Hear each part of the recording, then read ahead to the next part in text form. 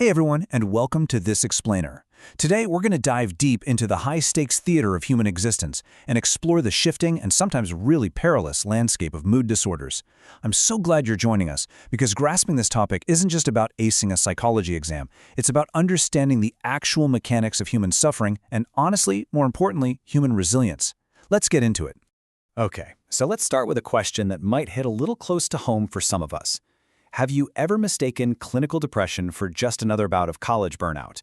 Or maybe you assumed a coworker was just, working too hard.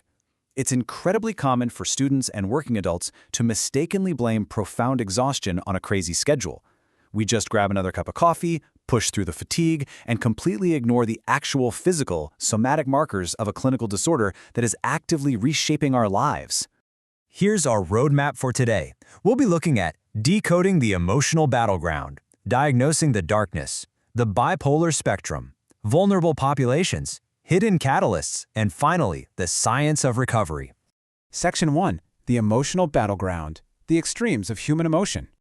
The emotional landscape of a mood disorder can shift incredibly fast. One moment, a person might literally be trapped in this profound, suffocating darkness. And then, in the next phase of their illness, they could experience a blinding, reckless euphoria. Ordinary, everyday life morphs into an absolute battleground of the mind. And the stakes here, they really couldn't be higher. Just a single, unmanaged diagnostic episode can entirely reshape a person's destiny, derailing their career, their relationships, and even their physical safety. The legendary psychology master Aaron T. Beck hit the nail on the head here.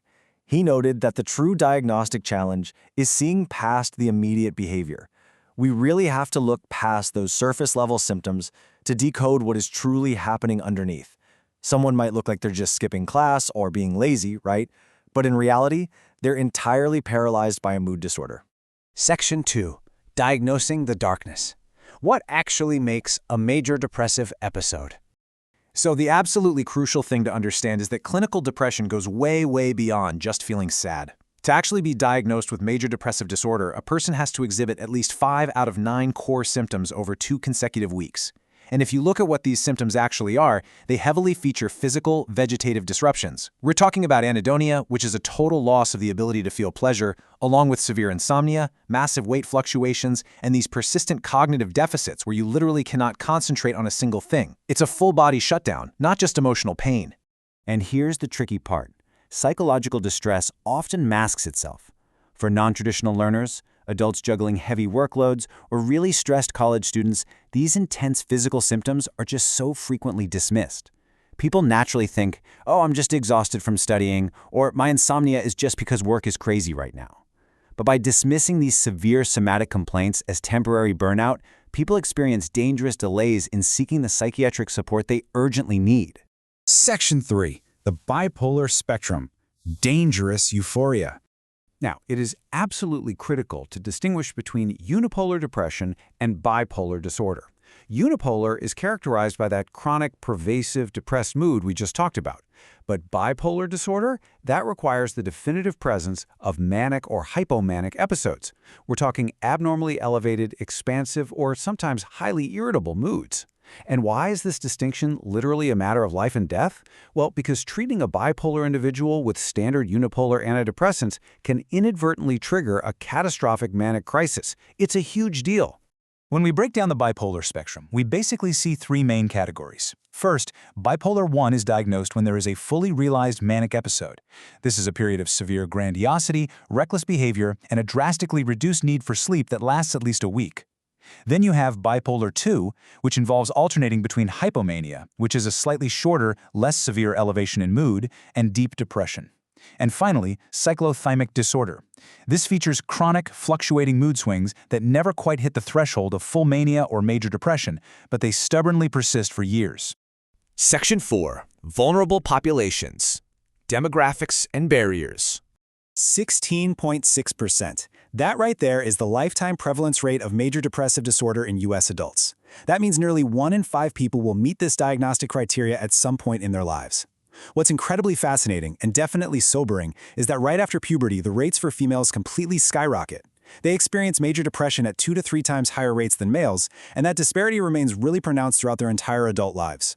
Now compare that to bipolar disorder, which has a 4.4% lifetime prevalence in the US.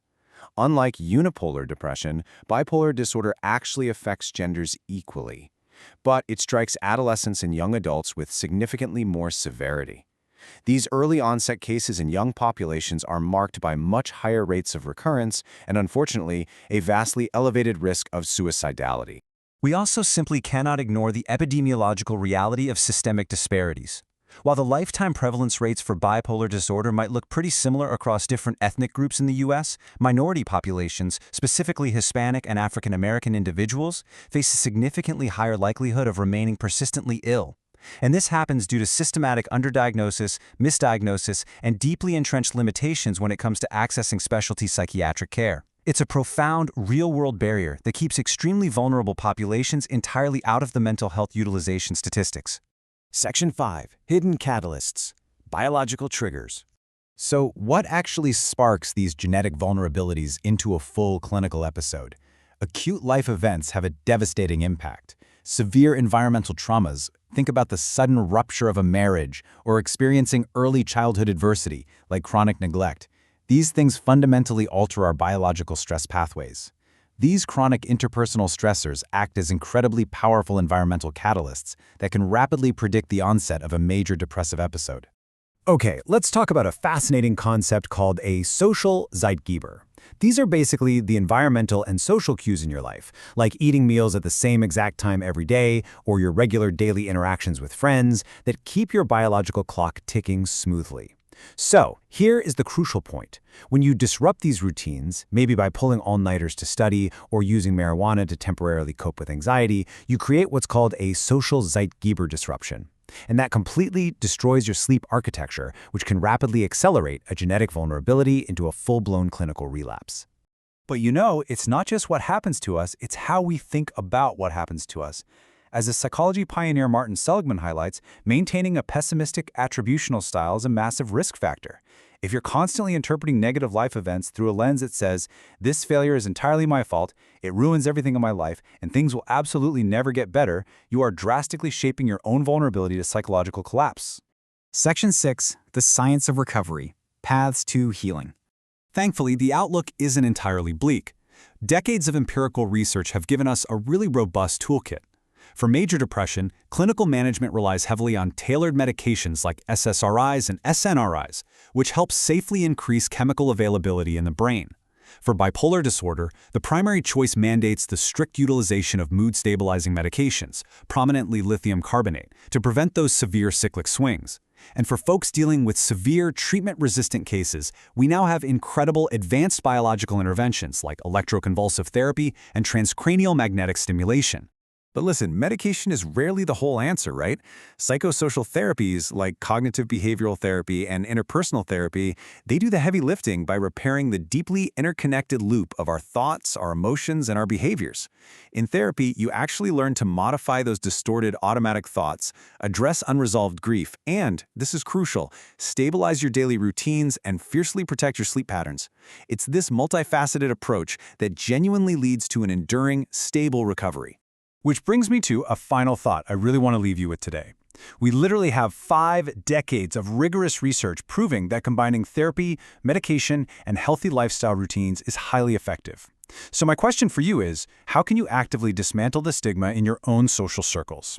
How can we all reframe mental health care not as some kind of weakness, but as a deeply practical, logical, and foundational tool for your future success? Really think about it, and let's start changing the conversation together. Thank you so much for joining me for this explainer.